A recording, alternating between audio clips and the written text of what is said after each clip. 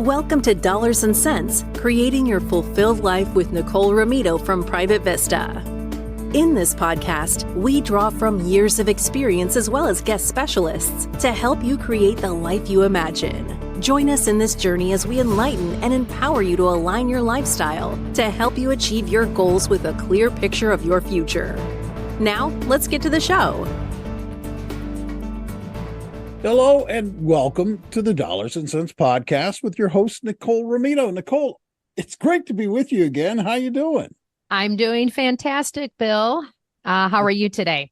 I'm actually doing really well. I'm excited about this guest. I caught a little bit of the preamble as we were getting ready to record, and I think I'm going to need to take notes. Yes, I think you should. And I know I'm going to probably be listening to this episode a few times to prepare myself for our topic today.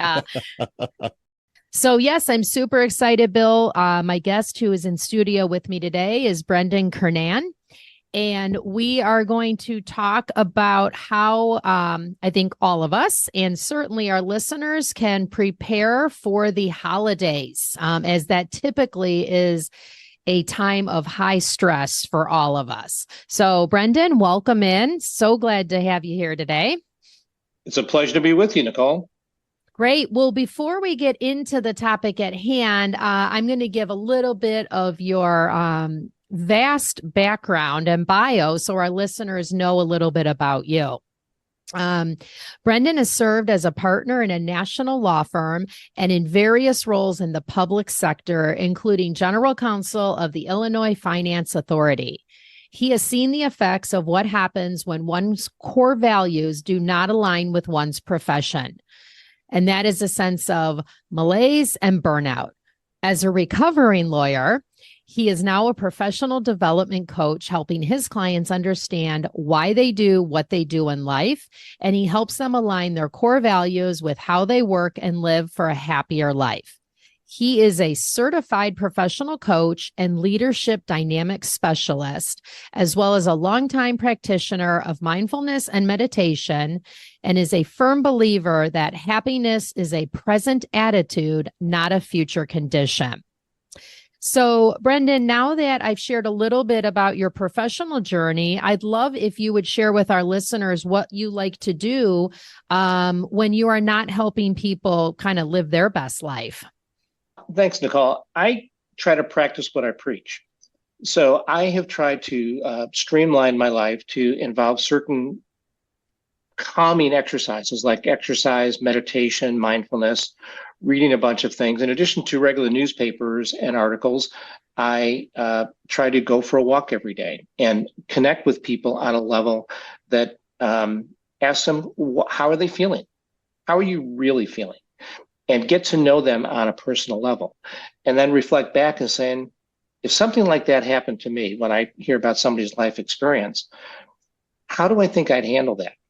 Because it's very easy to get caught up in the trappings of what I've learned and what I espouse.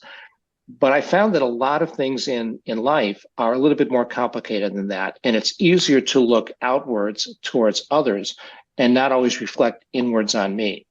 And I've had a really big challenge over the last year because I was diagnosed with heart disease. So now it comes a time to practice a lot of these acceptance techniques and calming techniques to try to adapt to a whole new lifestyle. And I think back to all the years of practicing law with the stress involved with that, with family dynamics around the holiday season, with the number of marathons that I've run, and all of them bring different stressors. And all of which have pretty much I've been asked to modify anything in connection with those because of a new lifestyle to do a heart diagnosis. And so it's given me the opportunity to really practice what I preach. And one of the things that I've learned is the importance of being curious, or as a friend of mine used to tell me, be childlike. Think about every day when there's a challenge. Think about how a child looks at walking through the forest and seeing butterflies flitting around. What does their eyes look like? What central perceptions do they have in the moment?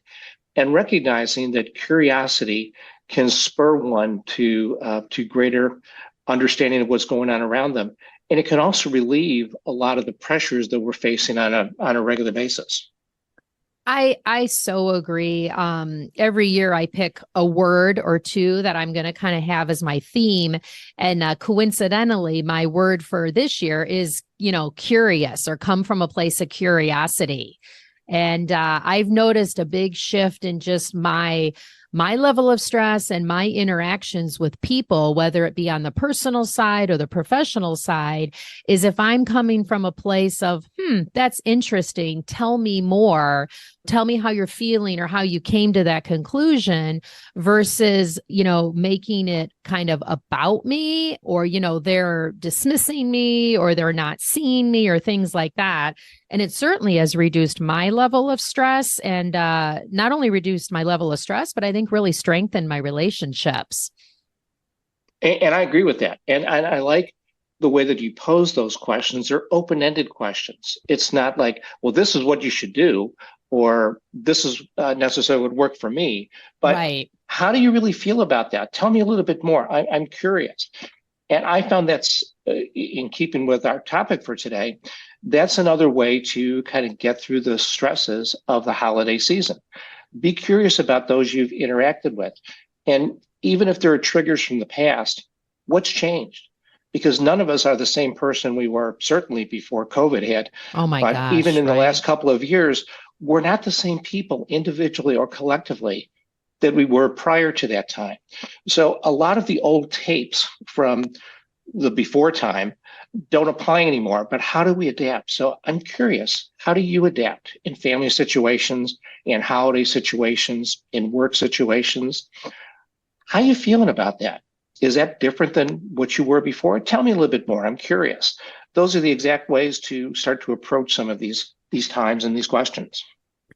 Yes, I agree. And especially when I feel that people really they feel special and valued when you're asking the questions just the way you pose them, right? It's like, oh, Brendan is really, he's seeing me, or he's curious about how I'm planning to do this, or how I'm kind of doing in, the current environment. So it does get people to let their guards down. And hopefully, I think, as you said, as we're getting into the year end and whatever holidays our listeners may celebrate, and however much you maybe love your family or enjoy being around them, it doesn't come without stress, regardless of how good the relationships are. So maybe we can talk about, I know as we're, out post-COVID, if you will, what are you seeing when you're reading or talking to your clients, or even how you're preparing? Are people more stressed about family gatherings since the pandemic? And what are some things maybe we can talk our listeners through? Especially, I know you and I talked about a lot of times, like the anticipation can be a lot more stressful than the actual happening or the actual reality of the event. Mm-hmm. Yes, first, I define the holiday season as commencing right around Thanksgiving time. In some family dynamics, it may be as early as Halloween, but typically I think of the time period from roughly Thanksgiving through January 2nd, the day after New Year's, because a lot of things happen. There are religious holidays during that time period. Right. There are social gatherings, there are family gatherings. It's a time for families from across the country, around the world, to come together. And I find that a lot of turmoil and feelings inside can be stirred up during that time period. And I've noticed that with a lot of my clients, as we get closer to that holiday season or a big family gathering, whether it's Thanksgiving, religious holiday, New Year's Day, there's often preemptive resentments that are forming. I know what you're going to do to hit my trigger buttons, and so I'm going to respond even before you hit that trigger button. Is a very common thing that a lot of my clients deal with on a subconscious level. Walking in, they remember what Aunt Mary said 10 years ago or 20 years ago, and I'm going to be prepared this time that if she says something like that, or Uncle Mike does something else, or my brother or my sister do what they did when we were 9 years old, then I have a response to that. But that's setting us up for a stressful time and interaction that may or may not play out. But if we go in with that mindset, it's often difficult to undo those stress management things. So it really comes back to what we said a moment ago. Be curious, be childlike. Hey, how are things going today? How have things been going the last year or so? Tell me a little bit more. What's the important thing that have happened to your life? What's changed? Even if you shared with me some things over the last year, we're now in person. Giving a hug, giving a handshake or a hug, that personal connection can start to eliminate any of the tensions in the family that may have happened in the past. And the same thing is true in the business world. As you know, for many of us in my profession, towards the end of the year is a time when deals had to close because a lot of investment bankers and bond attorneys were basing year-end bonuses based on what happened at the end of a calendar year. So there's a heightened tension to get involved with closing the deal. And often that creates stress because we're not near our families. We're not engaged as much. Even if we're at the holiday dinner, we're not engaging with them because we're so concerned about the other part of our life and the professional life. So even making simple connections like a big hug and maybe a couple of seconds longer than you're used to, even to that point where you feel what the other person is sending you. And then it's okay just to say, thank you. And I'm glad to see you. Yeah, I think you bring up a really good point. The year end in my industry as well is pretty hectic. Fortunately, we're planners, so we try to get, we don't leave things till the last minute. But still, it is, I would say, certainly through mid-December, it's the push, if you will. So one thing I'm thinking of is, if like you were talking about trying to close the deals and things like that, you're doing that for a couple of reasons. One is, for a personal sense of accomplishment, but also too, like by doing a good job at your career or your firm, you're providing for your loved ones. But it's interesting that in providing for them, that could be in direct conflict with being present or being able to perhaps attend all the activities or attend to the degree that you may want to.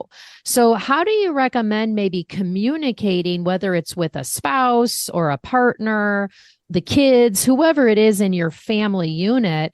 Any tips on that of how do you share that without, I guess, maybe stressing them out, but trying to explain to them, here's what I'm doing and why, and let's talk about some ways that we can still be together and be present during the holiday season. Mm-hmm. In the vein of continuing to be curious, asking a spouse or a partner, how do you feel about my year-end pressures? How does it make you feel when we're at dinner and my phone goes off or it's a really important client call? Again, part of it may be the industry that you're in, the professional environment that you're in, whether you feel that you're on call 24/7, the need to respond. But anytime that we react to things like messages on our phone, we're taking away time from those who are in front of us. Right. So how do we ask the person, our spouse, our children, and of course it varies depending on whether your children are 4 or 5 years old or 18 to 20 years old, just as two examples. Sure. But how do you feel when I answer this phone? What are you thinking? Are you thinking that I'm ignoring you? Are you aware? Or do you think that I'm providing for you, that this is what puts food on the table? This is what pays our mortgage? Because the perception of the other person has a big role in the stressors around us at any time. And my perception could be completely different from your perception of the same fact pattern. And I could think this is necessary for me to provide the income, which provides the house, which provides this dinner. But my spouse or my children can say, you're ignoring me. You don't care about me. Can't you take 1 hour off?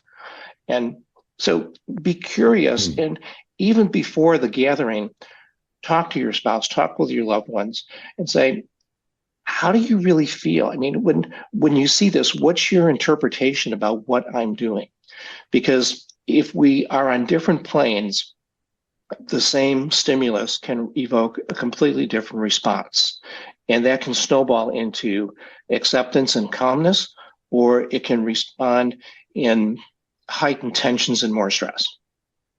Yes. Well, I think, I won't speak for our listeners, but I know I would rather be on the side of it resulting in acceptedness and calmness. So, as we are preparing for the holiday season, for people, our listeners, we've gotten through Thanksgiving at this point, but we still have time to prepare for the holidays that fall in December, and then also New Year's.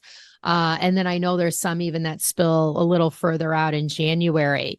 What are some of the techniques or ideas, in addition to staying curious and, asking questions and, talking to the people you're going to be with about how they're feeling or what they're thinking? What are some things you can do, our listeners can do for themselves? Once you're in the situation, you're at mom and dad's house or grandma's house or your adult children's house, right? Wherever it is. So maybe you're not in your own home space, or maybe you are because everyone's come to you. So what are some ideas or tips you have that we can employ to get towards that feeling of calmness and acceptedness? A lot of this is what I refer to as a what if situation. And we can do the planning stages starting today for holiday gatherings and ask ourselves, what if this happens? And the context of that is, what are my coping techniques? Now, there are both healthy and unhealthy coping techniques. And especially at the end of the year, a lot of times we fall back into unhealthy coping techniques. And the two most predominant ones are drinking, because it lubricates us and gets us more social and brings a lot of frivolity. But it also has a downside of drinking too much, or working to the exclusion of families around us. So identify whether those are coping techniques and how well have they served us. The other side of the equation are healthy coping techniques, which can be curiosity through sensual representations, exercise, nature, meditation. And there are some techniques that we can use a lot that I think help in advance of getting into a stressful situation. The one of which is just a breathing technique, where you can calm yourself. And this can be done anywhere. Even if you're in the middle of a family gathering, you can excuse yourself and go to the restroom and just put your hands up against the wall, quietly have a tactile sensation, and breathe. Take 3 or 4 breaths in, 3 or 4 breaths out. And depending on how you're breathing, there are different relaxation effects on your body, and we're all a little bit different. But I mean, the 4 are known as earth, fire, water, and wind breathing. Earth breathing is where you breathe in through the nose, out through the nose. Fire, in through the nose, out through the mouth. Water, in through the mouth, out through the nose. And wind, in through the mouth, out through the mouth. And each of these stimulates our vagus nerve in a little bit different way, which has a calming effect. So you can go through that progression in a breathing way. The other thing that I like people to do is think about interacting with nature.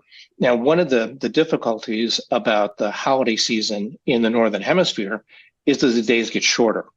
But there is a calming effect to be near sunlight and to be near nature. So even being, ideally, it would be to take a walk in a forest or a walk along the lakefront or even a walk outdoors. Get near sunshine. The process of the sun's effect on our bodies and our mental spirit is amazing. There's been a lot of research in the last couple of years about how important that is, rather than being in a closed room or in a negative situation, whether it's family dynamics or work dynamics. So getting into a natural situation.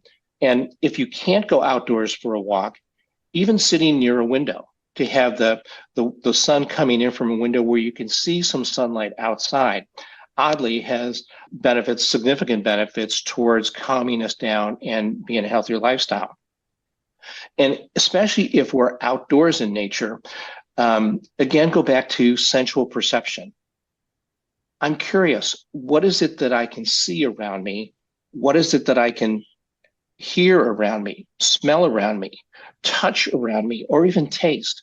There are things in the air that we could almost taste, like hot apple cider. If we're walking around outside and we're chilly and we get that little shivering, but as we huddle ourselves up, we can almost taste being around a fireplace, sipping a little glass of apple cider.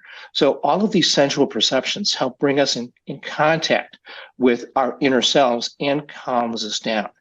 The old fight or flight system response that we have is stimulated in a calming respect when we return to nature and how our sensual perception around us is impacting us moment to moment. Yeah, it's interesting. And not only what I noticed, the other theme is you're unplugged. So if you're taking a walk or you go to have, 5 minutes by yourself, you're not listening to music, listening to the latest episode of the Dollars and Cents podcast. Although you should. Yeah. Especially if it's this one. I agree. Listen to it 3 times at a minimum. But that you are really connecting with the environment or the external world. So I feel like that's probably doing either whether it's the vagus nerve or touching different parts of your brain or your nervous system. By doing the different senses or like touching something, you're grounding yourself to say, hey, wait a minute, let's take a step away from this and just, take a minute to breathe and let's just notice what's around us. Mm-hmm. One other thing that is along the same lines is to remember that silence is okay. Oftentimes we get into family dynamics or work dynamics, and we feel the need to constantly participate. Oh my gosh, if there's guilty. If there's a pause, I have to say something because this is really uncomfortable. Right. And oftentimes what's happening in a moment of silence is that the person is thinking about their reaction, their response. We often think about stimulus and response as being at the doctor's office where they take that hammer and they hit your knee and the knee flies out. And that happens sometimes. But sometimes there's a space. Viktor Frankl says that between stimulus and response, there is a space. And within that space, we formulate our response. So do we react like our knee kicking out, or do we respond in a way as, what am I really feeling before I blurt something out, or before I act a certain way? So silence is okay. And don't be afraid of momentary silence, because that's a time when we're really getting in touch with our feelings. And allow the others the grace, the spirit to formulate their response before reacting. And I think about a difference between response and reacting. And oftentimes response is more measured and gives us time to at least think curiously, how else can I look at that? If a comment stings us or something happens, do they really mean that? Or can I look at this a different way? And, sometimes that pause can just be enough not to react in a way that's going to escalate the situation. Yeah, I love that. And I agree. I am guilty of one. I like to talk. I like to learn about people. I get a lot of energy from interacting with others.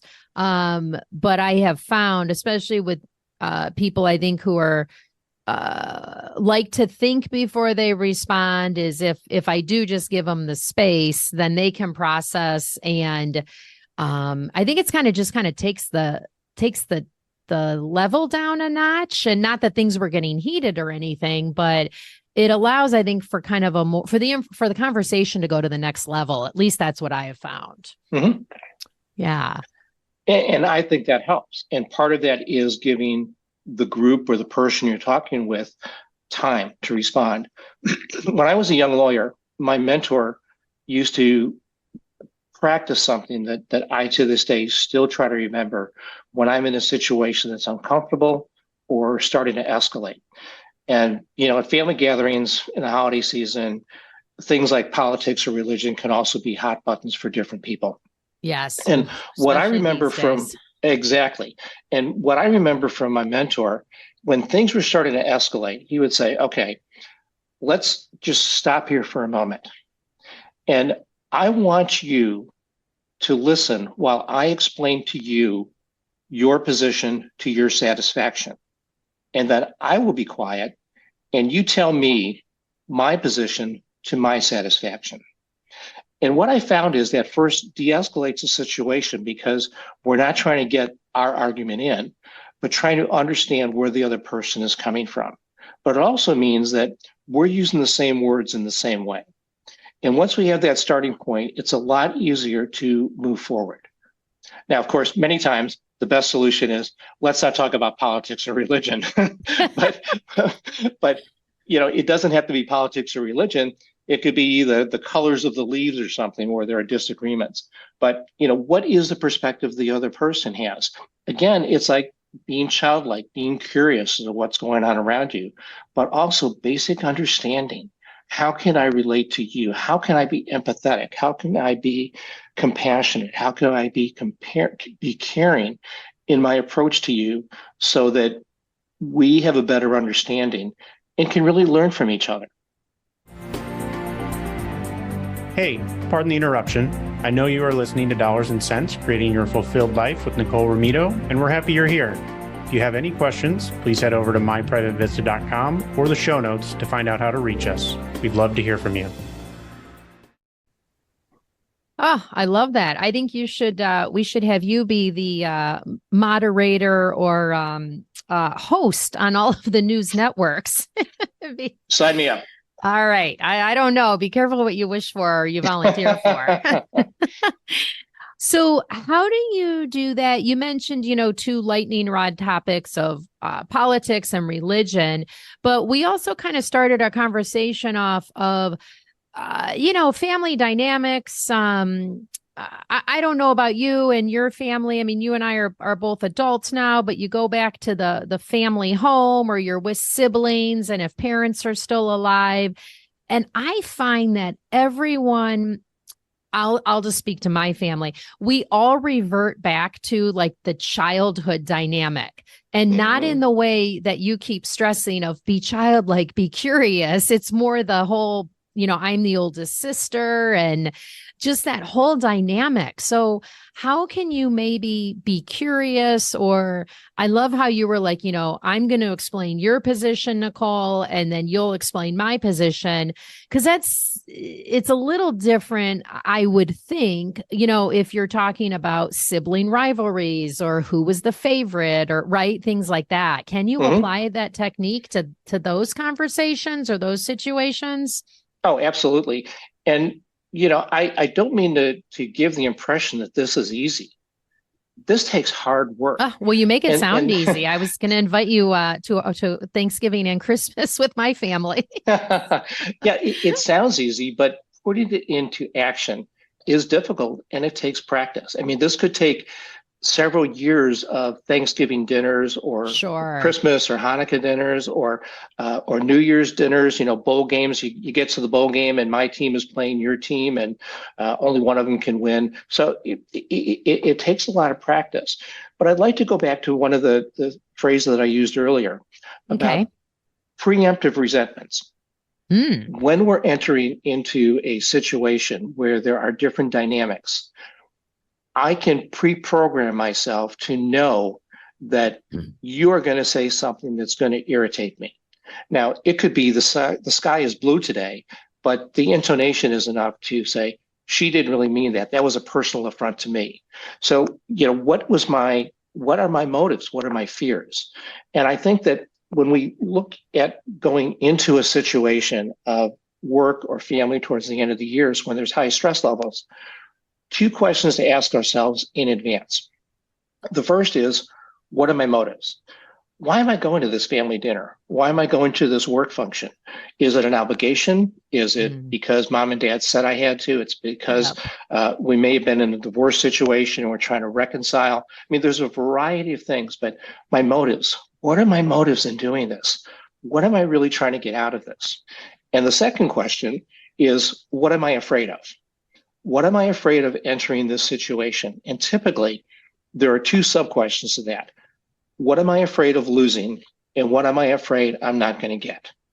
And if I can answer those two questions or get a better understanding, I can reduce, maybe not eliminate, but I can reduce those preemptive resentments, which often cause an escalation to the point where one person or the other walks out or storms out or causes a kerfluffle to the embarrassment of other people at the event. Yeah, I agree.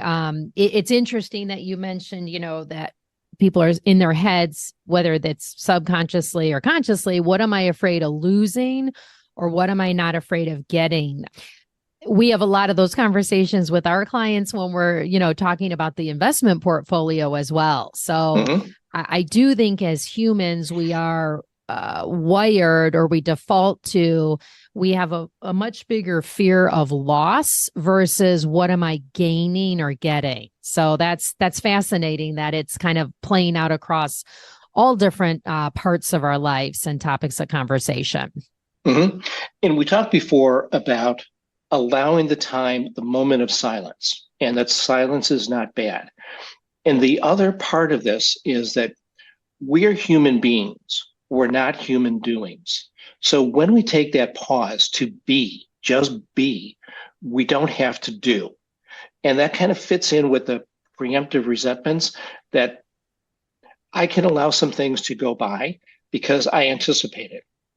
We talked at the beginning part of this about the what if moments. What if this happens? What am I going to do? So we kind of prepare ourselves so that when something negative, a negative consequence happens, we don't have to respond. It's not that automatic knee-jerk thing, react. We respond. We think through that, okay, maybe 3 years ago when my sister said this or my brother did that, I reacted in a way that wasn't the best. But if I had that to do over again, how would I do it? So, we take that moment, we take that pause, and we allow ourselves to just be and not do something. And that also kind of fits in with all of these things, with the relaxation, the exercise, the getting in touch with nature, to allow ourselves the feelings, the sensitivities, that we don't have to react in an aggressive or outlandish manner, or in a way that we know is going to trigger the other person. Because I know that in my background, there are certain people that I know I can trigger if I say this or that, or remember the time that this happened, and I know it's going to generate a response. I've never been in those situations. Then that's why you're a better person than I am. But one of those what if situations, will I be aware that my instinct may be to bring up that situation? I'm going to refrain from that this time and say, tell me a little bit more about how you're responding or reacting to what just happened. And again, this is not something that's going to happen this year in most cases. Not a one and done. No, because you also don't know, we don't know the background of the person that we're integrating with. It's fine if I'm coming from a Zen-like perspective, but if somebody else is not, they're going to look at me like I'm crazy and, challenge me about things and even try to prod a little bit more.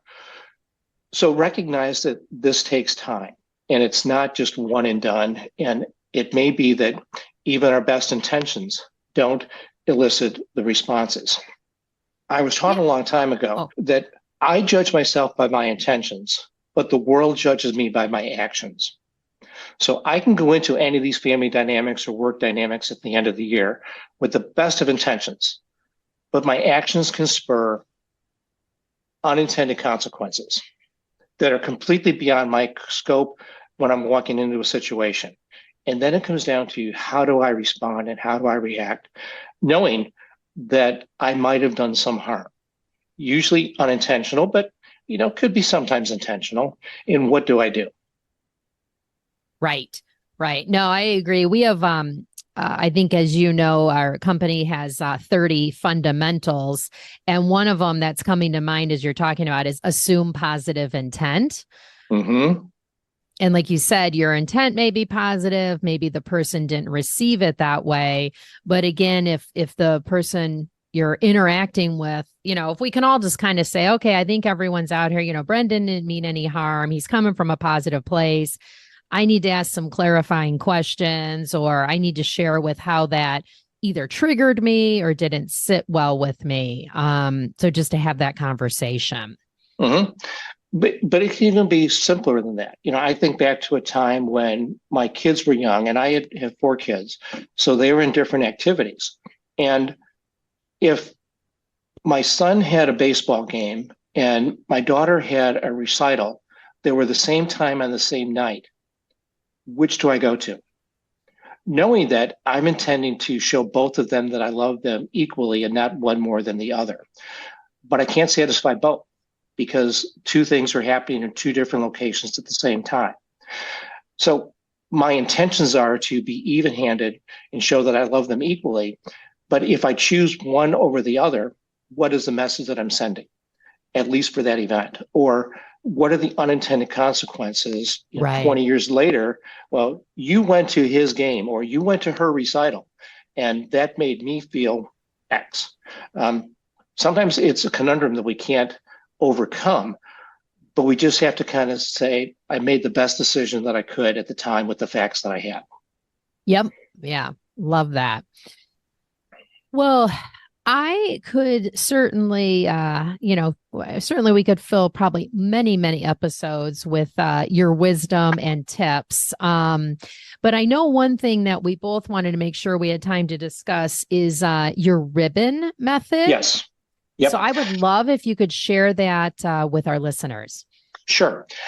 I take a piece of ribbon. I go to a fabric store and I get a piece of ribbon. It can be any color that you like. I typically choose green, in part because I have an Irish background. Both my parents came from Ireland, but I also think of green as go. So it's a way to go forward in a progressive way. And the piece of fabric is a couple of inches long, maybe 3 or 4 inches long. And before I go to an event, I take out my ribbon and I hold it between my thumb and my forefinger. And I close my eyes and think about a happy time. I think about a happy occurrence. And I go a little bit deeper, like when I think of where I am, what do I see? What do I hear? What do I smell? What do I touch? What do I taste in the situation? To kind of bring all the senses back in. And I focus on that to the point where it becomes a happy spot that I can return to pretty quickly. And I just pause for a couple of seconds while that sinks in and just keep reflecting on that circumstance. And then I take this ribbon and I may have it in my pocket, shirt pocket, pants pocket, or something. When I'm running races, I would often just pin it to my shirt or my shorts, because when I struggle, if I touch the ribbon, it brings back the memory. There's a sensory perception that brings back that happy memory that allows me to get through the tough times. And, if you have it in your pocket, it's not noticeable to other people, but you can put it in a spot where it's easily accessible to bring back that feeling, that sense of a happy place that can get us through tough times. I love that. I'm going to run right over to Joann Fabrics after we wrap up this episode. That's where I get my ribbons. And when I talk to groups, I often go to Joann Fabrics over on Des Plaines, and I'll get 2 yards of ribbon or 3 yards of ribbon and cut them into 3-inch strips and distribute them and go through this exercise at one of the presentations. I love that. So I'm going to do that as I prepare for the December holidays. So thank you. You're welcome. Well, great. Well, I know we wanted to talk about that. Is there anything else that either you wanted to highlight or reiterate or share before we wrap up this fabulous episode, Brendan? I really try to reiterate every day, wake up with a sense of gratitude. And one of the other things that I try to do on a regular basis, even though I'd like to do it every day, but I don't also do it, is just be grateful.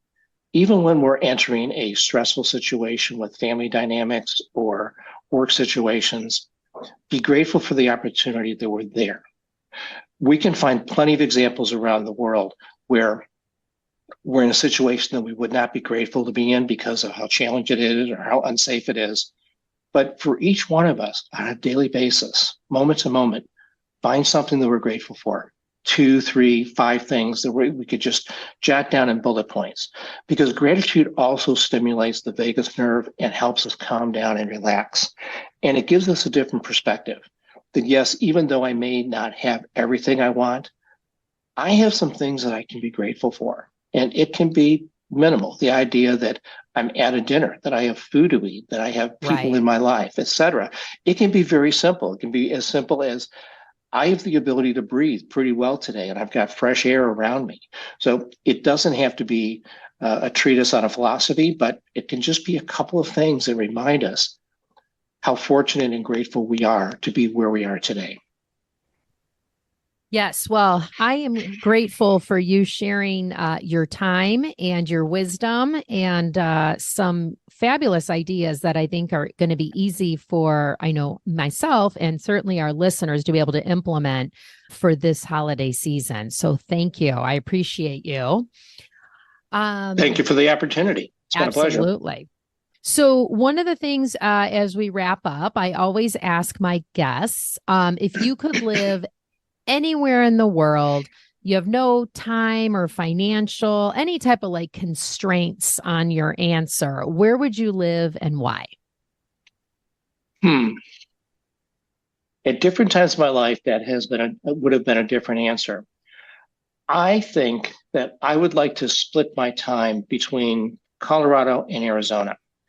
And the reason for that is sunshine and the impact of nature.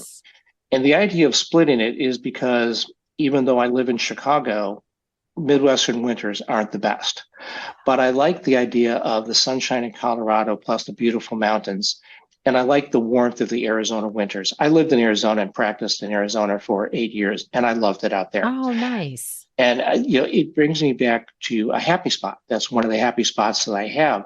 So I remember the joys of Arizona, but the summertime's got a little bit warm. And so the idea of having spring, summer, and early fall in Colorado, and then the winter months in Arizona is really appealing to me because of sunshine and the interaction with nature. Yeah, sounds ideal. I have a sister who lives in the foothills outside of Denver, and it is true, the 300 days of sunshine there. Yeah. So I get it. Well, great. Well, thanks again, Brendan. If any of our listeners want to get in touch with you, what is the best way for them to do so? My website is coachbrendan.com. You can also reach me by email at coach@coachbrendan.com. Wonderful. Thank you. And thank you, Nicole, for the opportunity. And thank you, Nicole, for giving us this conversation. Because one of the words that came up early in your conversation was anticipation, and I think a lot of us are anticipating. Yes. Oh, yes. a lot of different things at the holiday time. So, unfortunately, we laugh now, Bill, so we don't cry, right? That's true. That is true. I know some people that I'm going to recommend the ribbon technique to. I think that would be how I would leave. I think I'm just going to go buy out all the ribbon and give them the ribbons. Absolutely. Well, we know how to get in touch with Brendan, but before we get out of here, Nicole, how do people reach out and get in touch with you to continue the conversation with you? Yeah, so they can go to our website, which is myprivatevista.com. And on our homepage, there's a contact us button. You can put in your information. Please reference that you are following up from this podcast episode.